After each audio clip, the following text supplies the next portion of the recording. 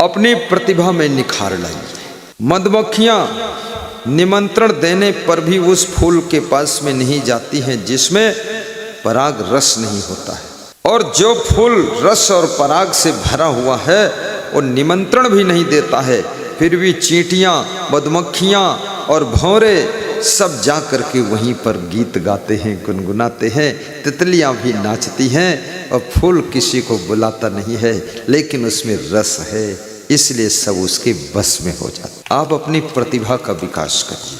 प्रतिभा कैसे बढ़ेगी? मनुष्य को दूसरा कोई हराता ही नहीं है। तुम जब हारते हो अपनी बुराइयों के कारण हारते हो, अपने अवगुणों के कारण तुम पिछड़ जाते हो, अपनी कमियों के कारण तुम कमजोर हो जाते हो, अपने दुर्गुणों के कारण तुम सफलता के शिखर से दूर रह जाते हो। कोई दूसरा कुछ नहीं है।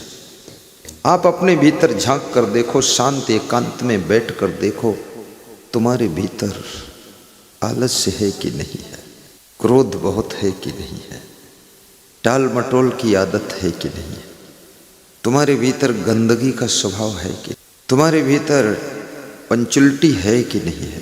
पंचुल्टी का मतलब होता है टाइम के पंचुअल आप हैं कि नहीं। तुम्हारे भीतर गुस्सा कितनी है, सहनशीलता कितनी है किशोर भाई। तुम्हारे भीतर नम्रता कितनी है, अकड़ूपना कितना है।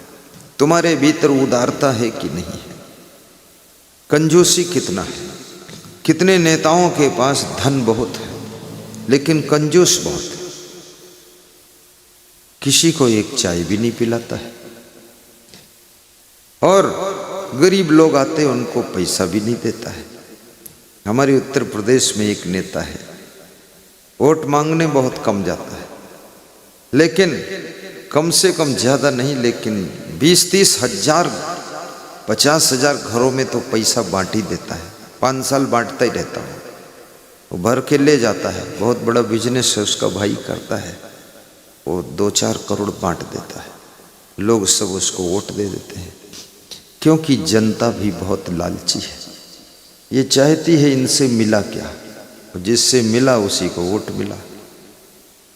जनता ऐसा नहीं कि जनता बहुत अच्छी है। जनता, अभी तुम साड़ी बांटने लग जाओ तो इतना जोर से लेडीज साड़ी लेने के लिए टूट पड़ेगी कि वो जो स्वयं की साड़ी पहन कर आई है वो खुल भी जाएगी, नंगी हो जाएगी, फट जाएगी, गिर जाएगी, और वो औरत उसी में रौंद जाएगी, कुचल जाएगी। उस साड़ी 200 रुपये की साड़ी के लिए जान खो देंगे लोग। ये लालचियों का देश है, यहाँ बड़े लोभी लोग रहते हैं।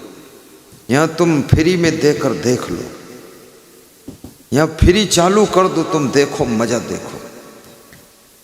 ऐसा मजा आएगा कि तुम्हारे बैठने की जगह नहीं रह जाएगी फ्री फंड में।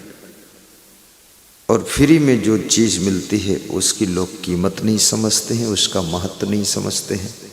अभी यहाँ सत्संग हो रहा है, इतने लोग आए हैं, मैं 100 रुपये का टिकट लगा दूँ और बड़ी दूर से घेरा बना दूँ और न्यूज़ पेपर में, चैनल में प्रचार कर दूँ कि राष्ट्रीय संत संग देव के सत्संग में 100 रुपये का टिकट लगता है, 1 महीने पहले से बुकिंग होती है, भीड़ भी इससे दुगनी होगी और पैसा पूरा आ जाएगा, पंडाल का खर्चा निकल जाएगा, और रास्ते में लास्ट में बोल दो जय जय श्री राम, हो गया काम। जितना जितना फ्री चीज़ मिलती है, ये हवा फ्री मिल रही है, इसको कौन धन्यवाद दे रहा? सूरज की रोशनी फ्री मिल रही, कौन धन्यवाद दे रहा? देखते ही नहीं लोग, बहुत सारे लोग सूरज की इंतजार भी नहीं करते लोग, अरे निकला होगा सूरज, जाने दो। पानी जो बरसता है बादलों से, कौन फिक्र करता है इसको कंट्रोल करें, लेकिन बोतल में जो खरीद कर लाते हो 10 रुपये का पानी, उसको संभाल कर रखते हो तुम। इस संसार में जो जो चीज़ तुमको फ्री मिलेगी है तो वो कीमती, बहुत कीमती है, मूल्य है, लेकिन तुम्हारी नज़रों में उसकी कीमत गिर जाती है। लेकिन जो चीज़ पैसे से मिलती है उसको तुम संभाल कर रखते हो और उसके लिए धन्यवाद भी देते हो। आप बारात में जाते हैं, वहाँ फ्री भोजन मिलता है। किसी के विवाह समारोह में कितना लोग भोजन छोड़ते हैं, कितना लोग खराब करते हैं, कितना लोग फेंकते हैं, कितना लोग जूठा डाल देते हैं, कितने वहाँ कुत्ते सब लड़ाई करते खाते हैं। 25% भोजन बर्बाद होता है। लेकिन वही आदमी जब होटल में जाता है तो एक पकौड़ी नहीं छोड़ता कि वहाँ एक पकौड़ी की कीमत 2 रुपया है। अब इतना चंडाल आदमी है, वहाँ कहता है कि बस एक ही पकौड़ी लाना 2 रुपये की। लेकिन विवाह में जाएगा वही आदमी इतना बेईमान है, बोलेगा दे दो, पूरी प्लेट इसी में डाल दो, पूरी प्लेट डलवा लेगा और पेट भर नहीं खाएगा, वो गले तक भर के खाएगा। और उसके बाद वहाँ से सीधे हॉस्पिटल जाएगा और डॉक्टर से कहेगा कि डॉक्टर बारात में गया था, खाना पीना सब तेल घी वाला था, इसलिए थोड़ा सा पेट में गैस बन गई, ये हो गया वो हो गया, कुछ दवा दे दो। तो डॉक्टर ने बड़ा कैप्सूल निकाल कर दिया। तो फिर बोलता है कैप्सूल खाने की जगह होती डॉक्टर साहब तो एक लड्डू और खा लेता, जगह नहीं बची है। डॉक्टर भी मन दुखी हो जाता, कितने दुष्ट लोग हैं। मनुष्य के अंदर अपने पराये का भाव भी बहुत ज्यादा है, अपने पराये का भाव है। अभी पता चल जाए ये मेरा है, लोग उसको संभाल कर रख लेते हैं। पता चल जाए ये दूसरे का है तो उसी में गंदे पांव पोंछ देते हैं। बड़े विचित्र लोग हैं और इसीलिए इंसान दुखी होता है। मैं निवेदन करूंगा, पूरे संसार को तुम अपनापन से देखो तो तुम बहुत सुख पाओगे, या तो पूरे संसार को पराये ही मान लो तो भी सुख पाओगे, फिर अपना तो कुछ है ही नहीं। जिसको अपना कहते हो वो भी कुछ दिन बाद सपना हो जाएगा, और जिसको पराया कहते हो उसी घर में जन्म होगा वो भी अपना हो जाएगा। इसलिए अपना भी जो है वो थोड़े दिन के लिए है, जो पराया है वो भी थोड़े दिन के लिए है। इसलिए अपना भी सपना है और जिसको पराया कहते हो वो भी अपना है। ऐसा विचार कर चलो। पहले अपने स्वास्थ्य का भी ध्यान दो। तो कबीर साहब कहते हैं मानुष तेरा गुण बड़ा। और कबीर साहब ने ये भी बहुत बड़ी बात कही है कि निष्कर्मी की निंदा कीजिए। जो निष्कर्मी है, कर्म ही नहीं करता, काम नहीं करता, कबीर साहब कहते उसकी निंदा करो, बुराई करो, ये आलसी है, मक्कार है। निष्कर्मी की निंदा करिए और कर्म करे ताही चित दीजिए। और जो कर्म कर रहा है उससे प्रेम करो, जो मेहनत करता है उससे प्रेम रखो, उसको धन्यवाद दो। जो आलसी है उसकी निंदा कीजिए। कबीर साहब जैसे संत ने कहा है उसकी निंदा करो। निष्कर्मी की निंदा कीजिए, कर्म करे वही चित दीजिए। और जो कर्म करता, आज हमारे पास में एक भक्त आया, कल सेवा बुक दिया था, तो आज वो 5-6 स्लिप उसकी काट कर लाया है और 1400 रुपये दान करा के लाया। खड़े हो जाओ। ये नाकोरा का है, कहाँ का है? नादेड़ा, नांदेड़ा। ये भक्त कल ही ले गया, आज ही तक कर्म करके काट लाया। तो मैंने कहा इतना जल्दी? बोले मैं तो एक ही दिन में निपटा दूंगा इसको, आपके लिए दान लोगों से इकट्ठा कर लूंगा। कर्म योगी कभी कंगाल नहीं होता है, अकर्मा व्यक्ति कभी माला माल नहीं होता है, आलसी व्यक्ति कभी सुखहाल नहीं होता है। और याद रखना, अभिमानी हमेशा बदहाल होता है, बदहाल होता है। इसलिए कर्म करते रहो। मैथिली शरण गुप्त राष्ट्र कवि हुए, भारत देश के प्रमुख कवि थे मैथिली शरण गुप्त। मैथिली शरण गुप्त ने कहा है, बहुत सुंदर कहा है, नर हो न निराश करो मन को, कुछ काम करो कुछ काम करो, जग में रह कर कुछ नाम करो, जग में रह कर कुछ नाम करो, नर हो न निराश करो मन को, कुछ काम करो कुछ काम करो, जग में रह कर कुछ नाम करो। कितनी मार्मिक पंक्तियां हैं, सोचो। जग में रहकर कुछ नाम करो। संसार में आपका नाम भी होना चाहिए। आज राम नहीं है लेकिन उनका नाम है, कबीर नहीं है उनका नाम है, महाराणा प्रताप नहीं नाम है, मीराबाई नहीं है नाम है। और बड़ी मजे की बात, शिवरी इतनी गरीब महिला वो भी नहीं है पर नाम है उसका। हनुमान जी का कितना नाम है। जहाँ मेरा निवास है रोकड़िया हनुमान है, जितनी रोकड़ चाहो उतनी दे देते हैं। मैं भी उनसे सवेरे रोकड़ मांगा हूँ कि इतनी रोकड़ दो कि एक हेलीकॉप्टर आ जाए ताकि भक्तों के यहाँ उड़कर टाइम पर पहुँच जाऊँ। तो बहुत बुजुर्ग हनुमान जी हैं, सफ़ेद दाढ़ी लगी उनके। तो मैंने कहा रोकड़िया हनुमान को वृद्धावस्था आ गई है, आशीर्वाद तो देंगे जरूर। रोकड़िया हनुमान रोकड़ दान देते हैं। सब लोग भक्ति करो। हनुमान जी का कितना नाम है और हनुमान जी की वजह से बंदरों का भी सम्मान है। लखनऊ के घनश्याम दास गुप्ता कम से कम 1000 बंदरों को रोज केला खिलाते हैं, बिस्कुट खिलाते हैं। हनुमान जी की वजह से आज इस कलयुग में भी बंदर सम्मान पाते हैं। आपके महाराणा प्रताप राजस्थान में हुए हैं। आज भी इस प्रदेश को वीरों की भूमि कहा जाता है। महाराणा प्रताप को ये बहुत वर्ष हो गए, लेकिन फिर भी उनका जो खिताब था वीरों की भूमि वो आज भी सर्टिफिकेट मिल गया। ऐसा नहीं राजस्थान में सब वीर है, वीरों की भूमि। अरे यहाँ तो इतने डरपोक लोग हैं, अगर चूहा निकल पड़े तो भाग के न जाने कहाँ गिरेंगे। लेकिन महाराणा प्रताप के नाम से पूरे प्रदेश को वीरों की भूमि कहा गया। और मुगलों से सबसे अधिक युद्ध करने वाला राजस्थान प्रदेश और वीर शिवाजी महाराष्ट्र प्रदेश रहा है। बाकी प्रदेश तो सब सिलेंडर हो गए, लेकिन राजस्थान ने टक्कर लिया था और महाराष्ट्र ने टक्कर लिया था। और आज भी राजस्थान के अंदर 80% तो वीर स्वभाव के लोग हैं। महाराष्ट्र में 90% लोग वीर स्वभाव के लोग हैं। और उत्तर प्रदेश में कैसे स्वभाव के आपको मालूम है? बहुत होशियार। कैसे होशियार? बड़े चालाक लोग। वीरता तुम करो, नाम अपना लिख देंगे, ऐसे होशियार लोग। उत्तर प्रदेश की धरती पर जब जब होई धर्म की हानि, बढ़े यसुर अधम अभिमानी, तब तब प्रभु धरि मनुष्य शरीर। राम का अवतार कहाँ हुआ? उत्तर प्रदेश में। अयोध्या मत बोल, प्रदेश बोल। अयोध्या बोलेगा फिर उनका गांव बोलेगा। प्रदेश उत्तर प्रदेश। कृष्ण का अवतार उत्तर प्रदेश, परशुराम का अवतार उत्तर प्रदेश, कबीर का अवतार उत्तर प्रदेश, तुलसीदास का अवतार उत्तर प्रदेश, विशाल देव, क्षमा देव, सबका अवतार उत्तर प्रदेश।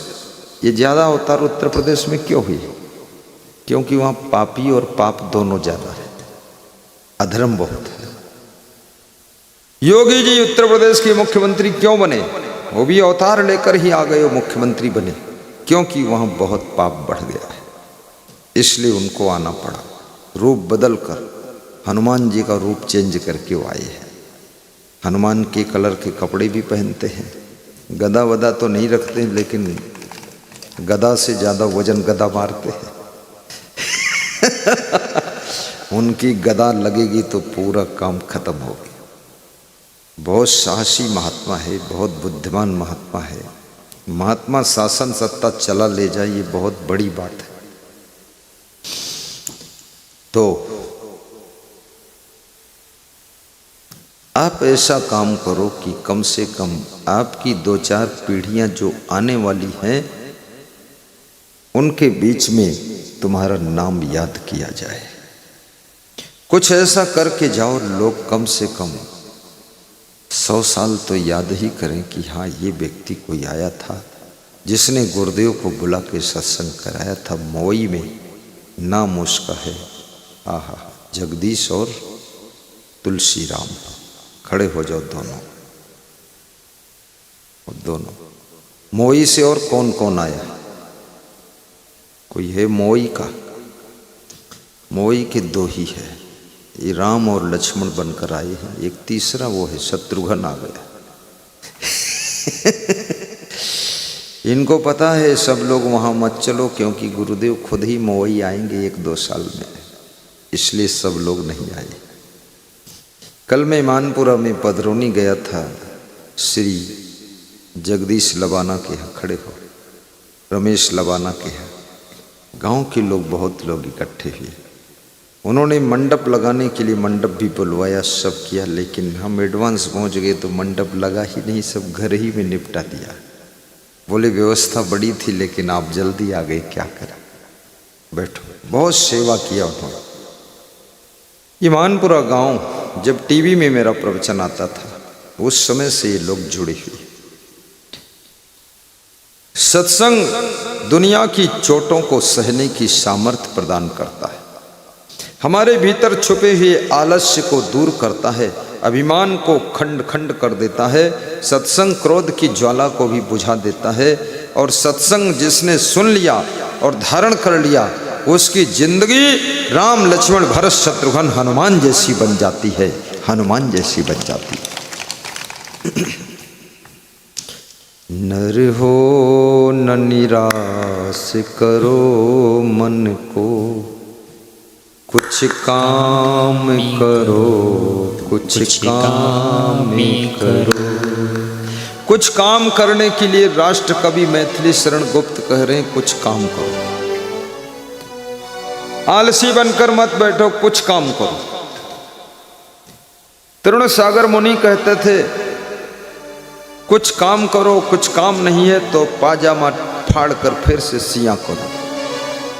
वो थोड़ा उदंड संत थे, बोल देते थे उल्टम पलटम भी, और आपकी राजस्थान में उनके कड़वे प्रवचन होते थे, बहुत जोर जोर बोलते थे, और जोर जोर बोलने वाले बहुत जल्दी कमज़ोर हो जाते, तो बहुत कम उम्र में शरीर छोड़कर चले गए। ऐसे महान पुरुषों को तो 80 साल जीना ही चाहिए।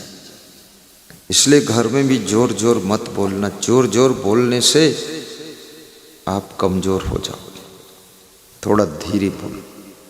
जो महिलाएं चिल्ला चिल्ला कर बोलती हैं, बहुएं बड़ी खुश होती हैं, वे समझती हैं बस 2-4 साल चिल्लाएगी फिर मर जाएगी। ज़्यादा चिल्लाना नहीं।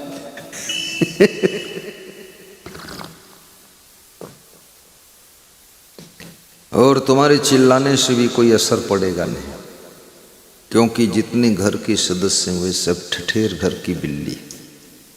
ठठेर समझते हो?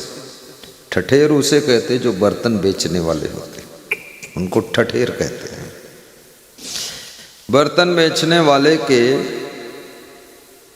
घर में एक बिल्ली रहती थी, और पड़ोस में एक किसान था, उसके घर में भी बिल्ली रहती थी। तो उस पड़ोस की बिल्ली से, ठठेर की बिल्ली से दोस्ती हो गई। दोस्ती बहुत जल्दी होती है लोगों की, दोस्ती कर लिया उसने, और ज़्यादातर बिल्लियां दोस्ती बहुत करती हैं। हो गई दोस्ती, कुत्ते दोस्ती कम करते, बिल्लियां बहुत करती। दोस्ती हो गई तो एक दिन किसान घर की बिल्ली ठठेर के घर में आई, मिलने आ गई कि अपनी सहेली से मिल लूं। मिलते मिलते थोड़ा देर हो गई, टाइम हो गया। जब ज़्यादा टाइम हो गया तो ठठेर घर की बिल्ली ने कहा कि अरे बहन जी, अब आज इसी घर में रह जाओ, मेरे साथ रह जाओ, आज लौट के ना जाओ। जिनसे दिल मिल जाता है उनके साथ रहने में भी बड़ा सुख लगता है, और जिनसे दिल मैच कर जाए उनसे बातें करने में बहुत अच्छा लगता है। लोगों की नींद भी न जाने कहाँ उड़ जाती है, रात भर बातें करते हैं लोग, खोद खोद कर बातें करते हैं, आदम बाबा की जिंदगी की बातें करते हैं, और बातें करते करते थकते ही नहीं, रुकते ही नहीं। और जिनको उनकी बातें अच्छी नहीं लगती वो पड़ोस में बैठे बैठे ऊब जाते हैं। वो कहते हमको डिस्टर्ब हो रहा, तुम बात कब बंद करोगे, तुम बात बंद करो, हम सोना शुरू करें। अब बोले तुम सो, हम बात चालू रखेंगे। बात करने की भी आदत हो जाए तो तुम फालतू बातें भी करते रहो। और याद रखना, बहुत बात करने वाले भी अपने समय को तो बर्बाद करते भी हैं, लेकिन आसपास के लोगों को डिस्टर्ब भी बहुत करते हैं। और जो दूसरों को डिस्टर्ब करता है वो स्वयं बहुत डिस्टर्ब होता है फिर। इसलिए कोई भी काम करो ये ध्यान रखो दूसरों को डिस्टर्ब ना होने पाए। दूसरे लोग भी तो रहते हैं आजू बाजू में, घर में तुम ही अकेले थोड़े हो, दूसरे सदस्य भी रहते हैं, उनको सोने भी दो, उनको सुबह ऑफिस जाना है। तुम तो यहाँ रात भर बात करोगे फिर दिन में सो लोगे, और वो ऑफिस में जाकर सोएंगे कि काम करेंगे। इसलिए अगर कोई पड़ोस में सो रहा है तो बर्तन भी धीरे धीरे मांजिए, ज़्यादा उठा उठा कर पटका पटकी मत करिए, आवाज़ मत करिए, खड़बड़ मत बचाइए। कोई सो रहा है, अब गाड़ी ले जाना है तो आप हारन वारन मत बजाइए, फिर अपनी स्टार्ट करिए, चुपके से निकाल ले जाइए। डिस्टर्ब बहुत बड़ा अपराध है। इसलिए बुद्धिमान आदमी दूसरों की डिस्टर्ब की फिक्र रखता कि दूसरों को हमारी तरफ से कोई तकलीफ ना हो। और जो दूसरों के डिस्टर्ब की चिंता करता है उसकी जिंदगी कभी डिस्टर्ब नहीं होती है, और जो दूसरों की जिंदगी को डिस्टर्ब करता है उसकी जिंदगी कभी साइलेंट नहीं होती है, कभी पीस ऑफ माइंड नहीं होता है। तो वो किसान घर की बिल्ली ठठेर घर में ठहर गई। रात में रुकी, सवेरा हुआ तो उसने कहा सवेरे अब मैं जाऊं, अब अपने घर जा रही हूं। कहीं भी तुम रहो, ससुराल जाओ, रिश्तेदार में जाओ, होटल में जाओ, आश्रम में जाओ, केदारनाथ जाओ, बद्रीनाथ जाओ, दुनिया में कहीं भी जाओ, लेकिन थोड़ी देर के बाद तुम कहते हो चलो घर चलते।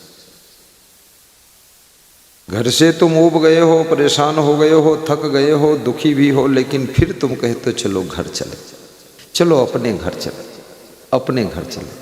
तो अपने घर क्यों कहते हो? अपने घर में दो चीजें मिलती हैं, वो दुनिया में कहीं नहीं मिलती हैं। वो दो चीजें सिर्फ अपने घर मिलती है, और वही दो चीजें तुमको अपने घर वापस ले आती है। वो क्या है? अपने घर में स्वतंत्रता होती है। तुम्हें आंगन में अच्छा नहीं लगा बैठने में तो तुम छत पे जाके बैठ सकते हो, छत पे अच्छा नहीं लगा तो कमरे के अंदर बैठ सकते हो, कमरे में अच्छा नहीं लगा तो आप बालकनी में जा कर के थोड़ा झांक सकते हो। लेकिन दूसरे के घर में इतनी स्वतंत्रता नहीं। ससुराल में तो बहुत बंधन है। ससुराल तो सेंट्रल जेल है, जिसलिए जमाई ससुराल में जाता है तो ससुराल नहीं, वो जमाई जेल में गया, क्योंकि वहाँ संभल संभल के पाँव रखना पड़ता है, संभल संभल के बोलना पड़ता है, संभल के सोना भी पड़ता है, संभल के सांस लेना पड़ता है, अरे संभल के छींकना भी पड़ता है। खुले मन से छींक भी नहीं सकते, नाक दबा लेते हैं कि छींकना मत, नहीं नंबर कम हो जाएंगे। ये ससुराल बहुत बड़ा झंझट का काम है। इसलिए राम भगवान दूसरी बार कभी ससुराल गए ही नहीं, एक ही बार झंझट में पड़े। एक साधु सुना रहा था राम भगवान की जब भांवर पड़ रही थी तो जनकपुर की स्त्रियों ने पूछा कि ये दुल्हा कैसे चलता है, तो बताया कि दुल्हा ऐसे चल रहा है जैसे कोल्हू का बैल चल रहा है। फिर पूछा दुल्हा आप कैसे चलता, बोले अब ऐसे चलता जैसे बकरा चल रहा है। मजाक भी बहुत होती है बेइज्जती ससुराल में। राम भगवान ससुराल दोबारा नहीं गए और सीता जी मायके को वापस दोबारा नहीं गई। पूरी रामायण पढ़ लिया और सुन लिया, पर आजकल की सीता तो एक टांग मायके में ही रखती है और दूसरी टांग ससुराल में। और आजकल के जमाई कुछ पूछो मत, ससुराल में ही जमे रहते हैं, जमी कंद है वही के जमी कंद। जब तक नरक नहीं हो जाएगा तब तक वहाँ से हटेंगी। बड़ा मूर्ख है जमाई, बुद्धि विवेक बिल्कुल नहीं। ससुराल से काम नहीं चलने वाला है, अपना घर ठीक करो। मायके से तुमको कुछ मिलने वाला नहीं, वहाँ का शासन बदल चुका है, वहाँ सरकार चेंज हो गई, भारतीय जनता पार्टी की सरकार आ गई।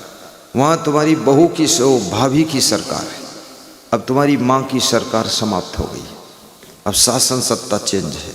अब वहाँ मायके में टाइम पास करने से भी क्या फ़ायदा। इसलिए अपने घर को संभालिए और मायके वालों को नमस्कार करिए, समझदार बन करके अपनी उन्नति कीजिए, तो मायके वाले भी खुश रहेंगे।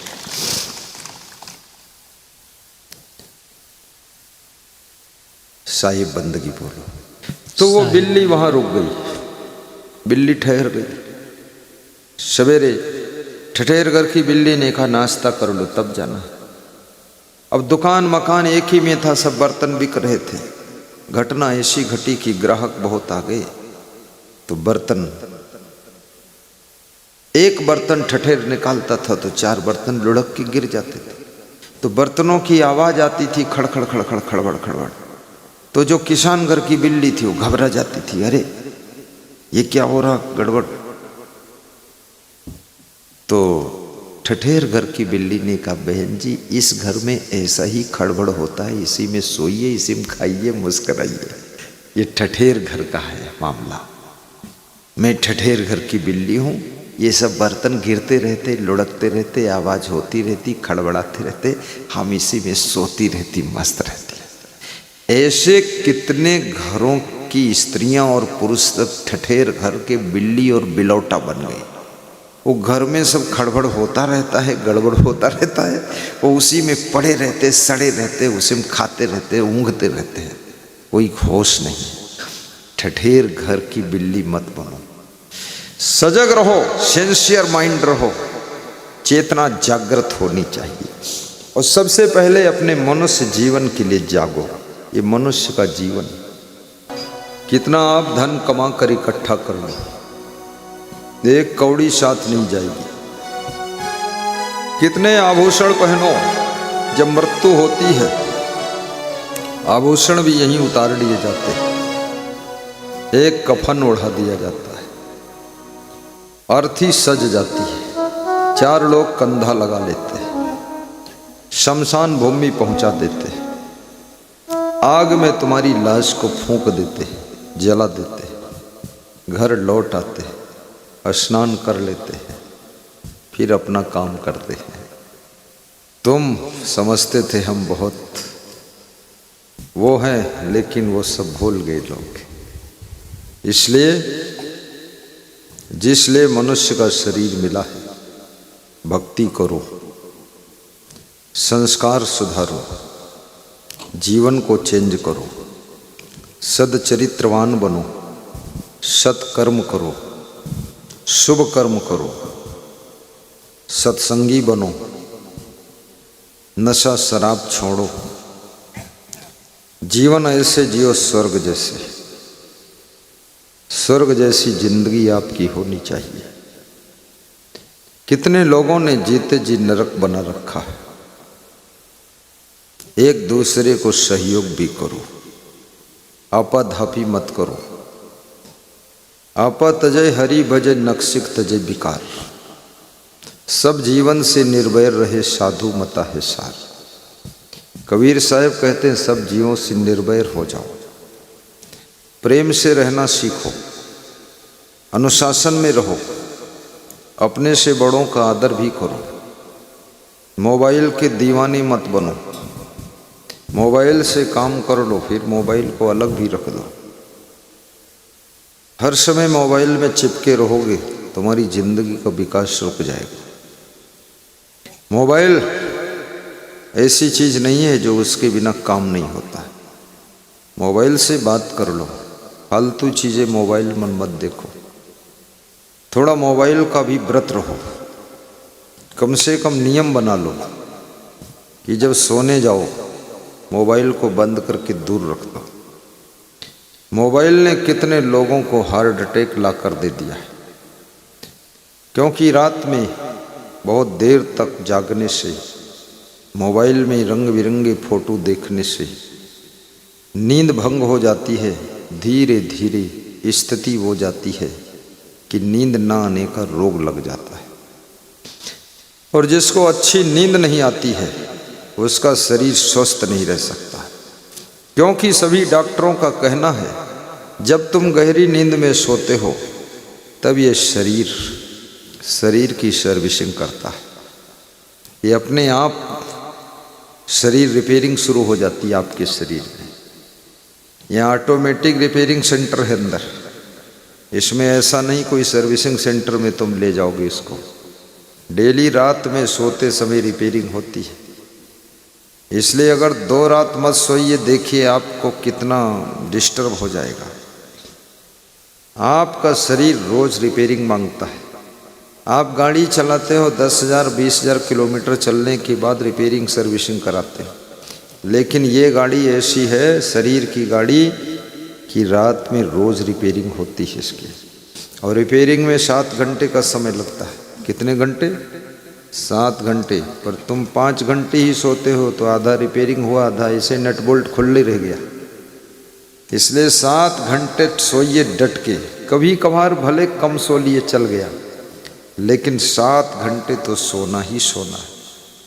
तुम रात भर जागो तो उससे कोई विकास होगा ऐसा भी नहीं, और तुम सवेरे भी सोते रहो तो उससे सोच लो कोई बड़े आदमी बन जाओगे ऐसा नहीं। सवेरे उठना भी सीखो। कितने लोग अगर उनको जगाओ ना तो 10 घंटा भी पड़े रहेंगे, बड़े मक्कार लोग हैं। और कितने घरों में तो ऐसे ऐसे कुंभकर्ण हैं, ऐसे ऐसे रावण हैं कि माँ बाप सोचते हैं कि मैं करूं तो क्या करूं, जाऊं तो कहाँ जाऊं। कलयुग बैठा मार कुंडली, जाऊं तो मैं कहाँ जाऊं। और घर घर में है रावण बैठा, इतने राम कहाँ से लाऊं। बहुत खतरनाक स्थिति हो रही।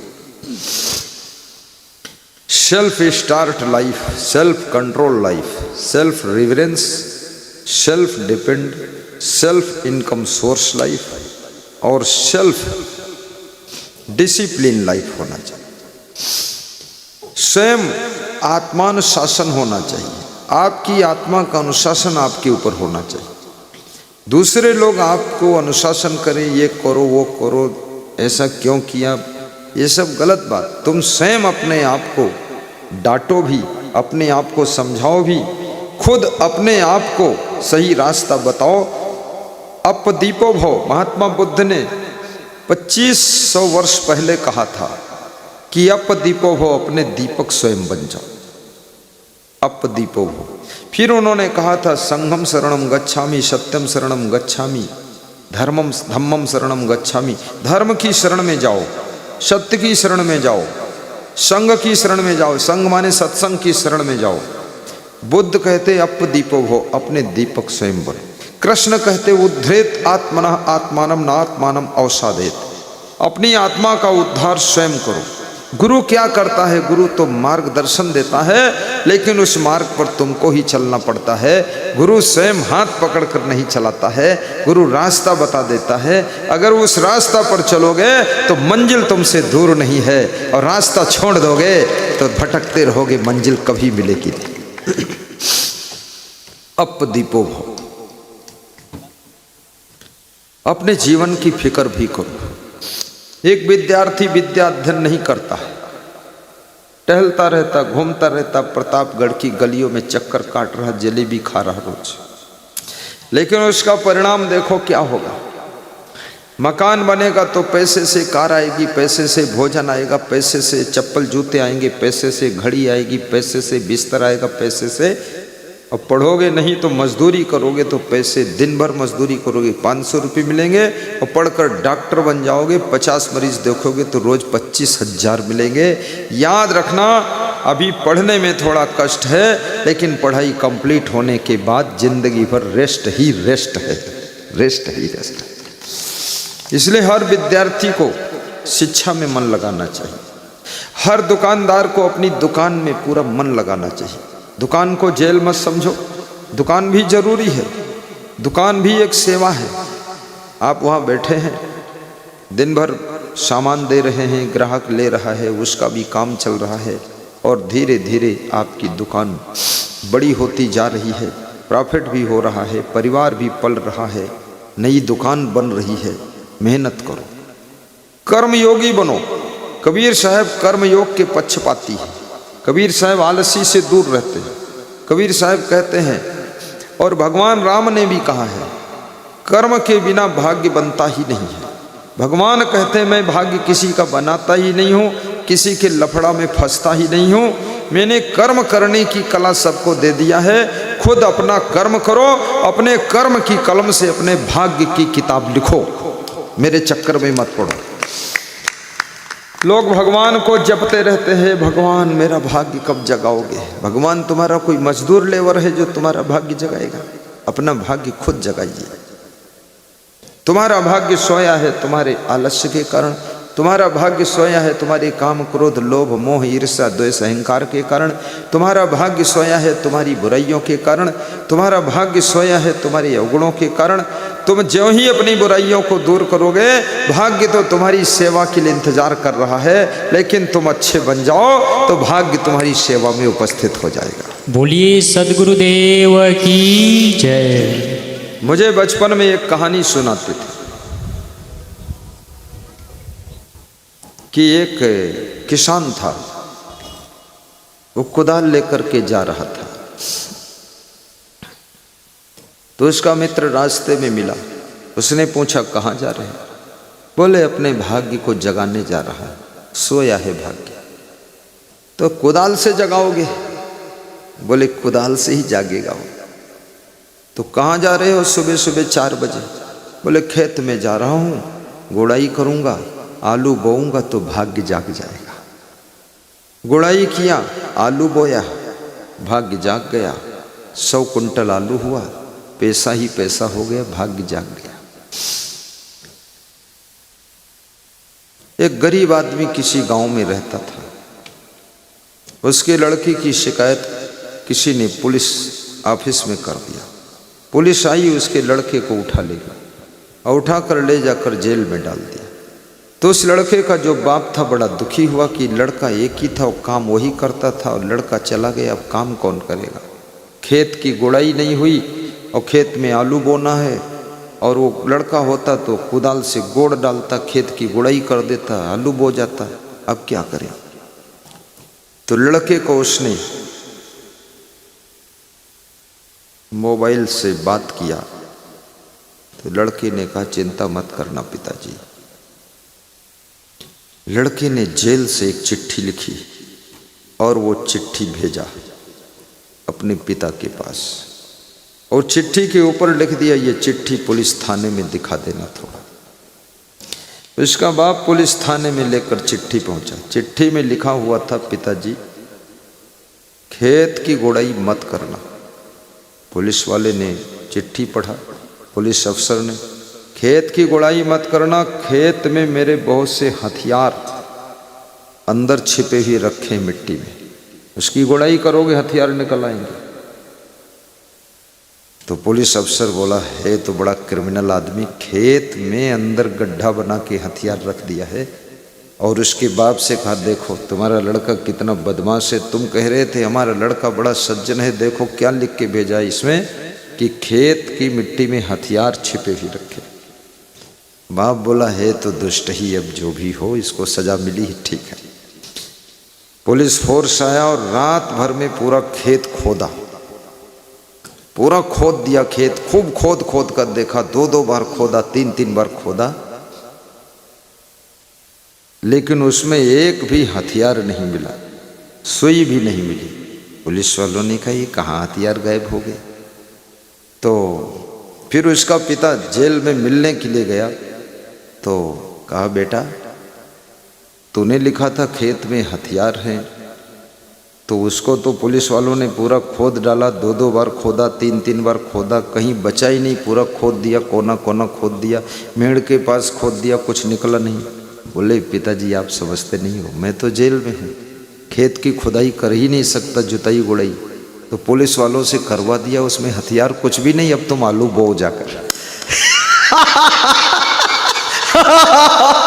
अरे बोले इतना खिलाड़ी निकला ये तो बहुत होशियार। बोले पिताजी मैंने तो कभी अपराध किया नहीं है, लेकिन अब आ गए जेल में तो कोई बात नहीं, पर आप खेत की गुड़ाई के लिए चिंतित थे तो वो काम करवा दिया हमने। बुद्धिमान आदमी के बहुत लंबे हाथ होते हैं। बुद्धिमान आदमी से शत्रुता करके तुम दूर जाकर छिप जाओ तो ये मत समझना कि तुम वहाँ बच सकते हो। बुद्धिमान अपनी बुद्धि के लंबे हाथों से तुम्हारी वहाँ भी कुशल मंगल बिगाड़ सकता है। इसलिए याद रखना, बुद्धिमान से कभी शत्रुता नहीं करना चाहिए, धनवान से कभी शत्रुता नहीं करना चाहिए, बलवान से शत्रुता नहीं करना चाहिए। और सच पूछो तो बात यह है किसी से शत्रुता करना ही नहीं चाहिए, क्योंकि शत्रुता तो नुकसान ही करती है।